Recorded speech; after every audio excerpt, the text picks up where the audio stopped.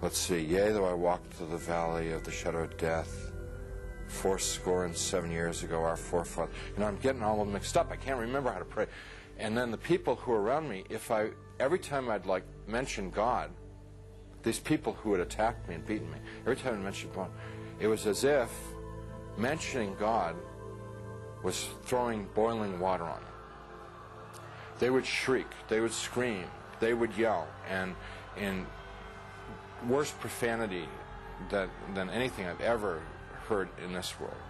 The other thing that was happening was that they couldn't bear to be around me talking about God.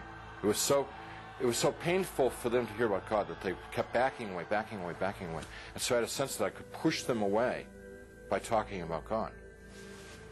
And so I'm trying to remember prayers, and I'm getting all confused and mixed up, and it was just all crazy, and I'm lying there, and eventually I realized that they're gone, and I'm alone. Now, I was alone there for an eternity, and what I mean by that was absolutely no sense of time. But I thought about my life, thought about what I'd done and what I hadn't done. I thought about the situation I was in, and the conclusion that I came to is that I had lived my adult life. I had lived a selfish life. My only God in my adult life was myself. I realized that I was something terribly, terribly wrong with my life, and that the people that attacked me were the same kind of people that I was. They were not monsters, they weren't demons. They were people who had missed it. The point of being born and being alive in this world. They'd missed it, and they'd lived lives of selfishness and cruelty. And now we're in a world where there was nothing else. There was nothing but selfishness and cruelty, and they were doomed to inflict that upon each other and upon themselves, probably forever and ever and ever and ever, without end. And now I was a part of it. And it seemed like, although I didn't want to be there, it seemed like probably the right place for me to be. There was a sense of this is what I deserve, because this is what I lived. You can't imagine how emotionally painful that was. And I'm lying there for time without end, thinking about my fate. And in the back of my mind comes up an image of myself as a child, sitting in a Sunday school classroom, singing "Jesus Loves Me." I could hear in my mind, "Jesus loves me, la la la. Jesus loves me, la la." And as I recalled myself singing it and I could hear myself as a child singing it. More important than anything else was that I could feel it in my heart that there was a time in my life when I was young and innocent, when I believed in something good, when I believed in something other than myself, when I believed in someone who was all good, all powerful, who really, really cared about me. And I knew that I wanted that back, that which I had lost, that I'd thrown away, that I'd betrayed. I wanted that back. That I didn't know Jesus, but I wanted to know Jesus. I didn't know His love, but I wanted to know His love. I didn't know if He was real, but I wanted Him to be real. This was all just because I trusted that there was a time in my life that I had believed in something, and that I knew I had known once as a child that it was true, and I wanted to trust that it was true. So I called out into the darkness, "Jesus, please save me." Please save me. And He came. He came. First there was a tiny little speck of light in the darkness, and very rapidly got bright. And the light became so bright that if it were in this world, it would have consumed me. I just would have fried me to a crisp. But it wasn't at all hot or dangerous there. The light just came upon me, and he reached down. He was in this light, and he reached down out of this light and gently started to pick me up. And in his light, I could see that I was gore and filth and wounds all over. And I looked like roadkill. And he's gently putting his hands underneath me and very tenderly picking me up. And as he's touching me, everything just goes away. All the wounds, all the pain, all the dirt, it just kind of like evaporated away.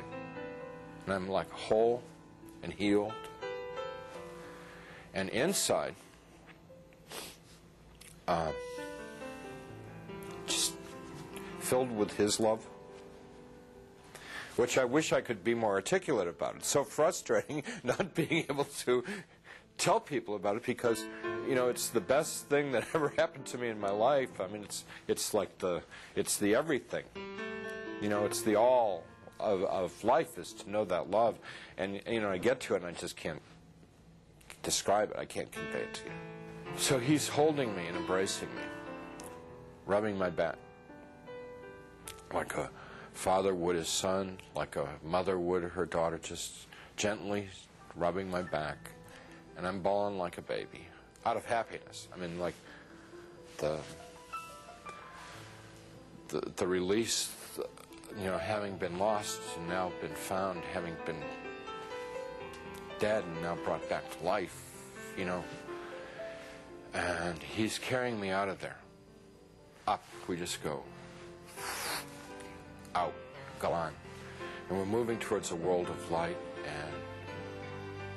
and I began to have thoughts of tremendous shame that I've been so bad, so I thought of myself as dirt, garbage, filth. And I thought to myself, he's made a mistake. I don't belong here. He doesn't want me. You know, it's like the shame. Like, how could he care about me? You know, why me? I'm bad. And we stopped. We weren't in hell. We weren't in heaven. We were in between. And we stopped. And he said, "We don't make mistakes. You belong here." And we began to converse, and he was talking and telling me things, and he brought over some angels, and we went over my life from beginning to end. And what they wanted to show me in my life was what I had done right and what I had done wrong. And without going through my whole life story, it was real simple, real simple. When I had been a loving, kind person, considerate of other people, it made the angels happy, it made Jesus happy, and they let me know that it made God happy. And when I had been selfish and manipulative, it made the angels unhappy, it made Jesus unhappy, and they let me know that it made God unhappy. What they were trying to convey to me, in a nutshell, was my whole purpose of my existence had been to love God, love my neighbor as myself. That's why I had been created. That's what I was in this world to do and to learn. And I had failed. They told me that I had to come back to this world. And I got real upset because I wanted to go to heaven. What they told me about heaven, it's like the most fun, most interesting. I mean, it's the most wonderful place. I mean, everybody would want to go to heaven, and I wanted to get there. And they said that I wasn't ready, I wasn't fit, that it wasn't my time to go to heaven. It was my time to come back to this world and try and live the way that God wanted me to live, the way God had created me to live in the first place. I told them, Jesus and the angels, that I couldn't live in this world without them. And I said that I would have, my heart would break to send me back to this world, because they'd be there and I'd be here. And they said to me, you don't get it? You don't get it? What is the matter? We were showing you all this. We've explained to you. We've always been there. We always have been there. We've always been with you all this time. And you've never been alone down there.